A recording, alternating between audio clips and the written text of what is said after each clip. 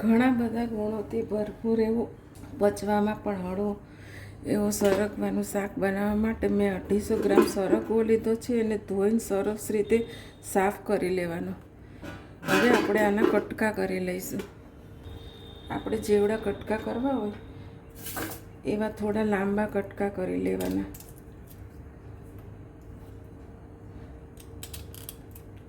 આ રીતે થોડી થોડી છાલ કાઢતું જવાનું.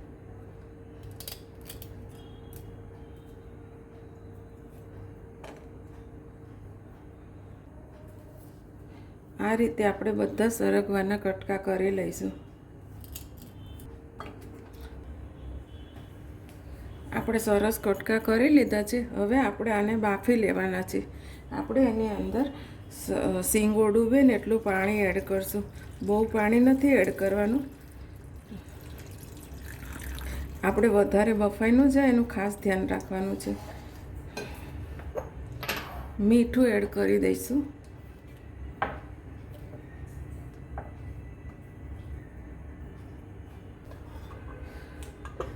હવે આપણે આ સરગવાને બાફી લેવાનું છે.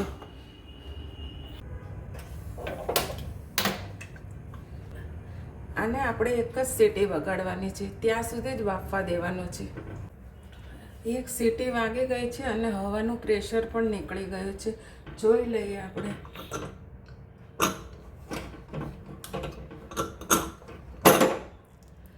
આપણો સરગવો સરસ બફાઈ ગયો છે. હવે આપણે આને વઘારી લઈશું. આપણે શાક વઘારવા માટે ગેસ ઓન કરી દઈશું. તાસો લઈ લઈશું. તેલ લઈ લઈશું.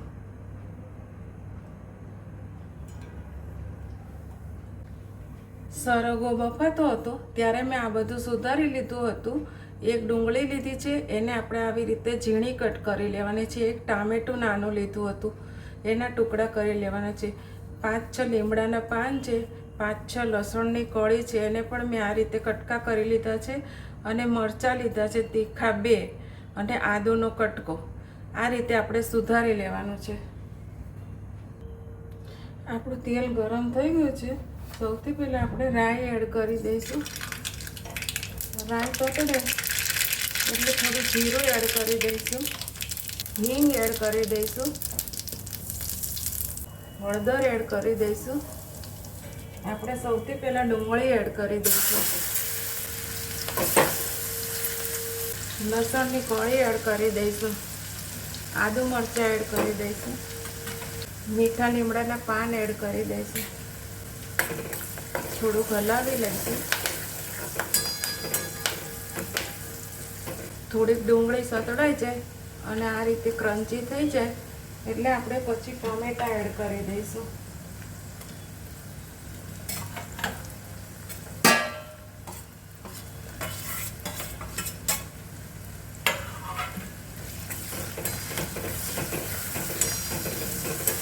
ફરી વાર મિક્સ કરી લઈશું. મિક્સ થઈ જાય એટલે આપણે આની અંદર અત્યારે જ મસાલા કરી લેવાના છે. લાલ મરચું એડ કરી દઈશું. સ્વાદ પ્રમાણે ધાણા જીરું એડ કરી દઈશું. ગરમ મસાલો એડ કરી દઈશું.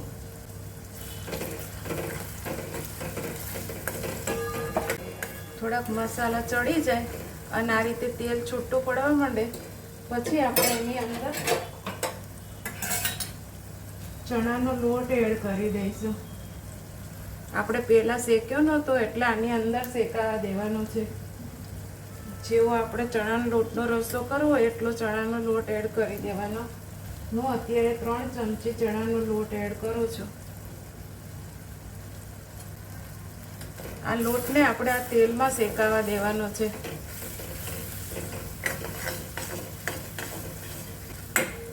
આ રીતે આપણો લોટ સરસ શેકાઈ જાય એટલે તરત આપણે સીંગ એડ કરી દઈશું.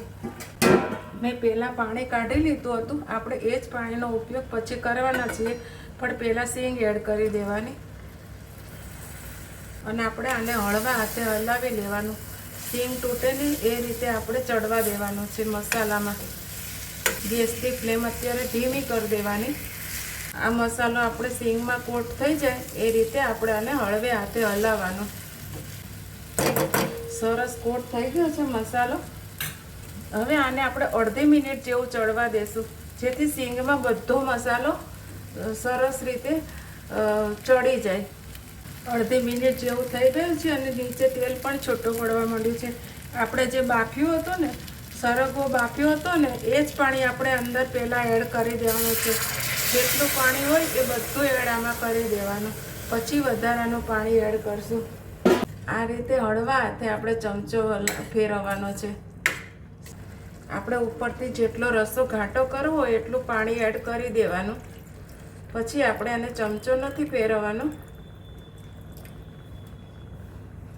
હવે આપણે મીઠું એડ કરી દઈશું. આપણે બાફવામાં મીઠું એડ કર્યું હતું એટલે આપણે આપણા સ્વાદ પ્રમાણે એ રીતે જ મીઠું એડ કરવાનું. ખારું ન થઈ જાય એનું ધ્યાન રાખવાનું. સાધારણ ચમચો ફેરવી દેવાનો આ રીતે આજુબાજુ, એટલે બધો રસો એક સરખો સરસ થઈ જશે. અને થોડી વાર આપણે આને ઢાંકી દઈશું, પછી જોઈ લઈશું. જોઈ લઈએ.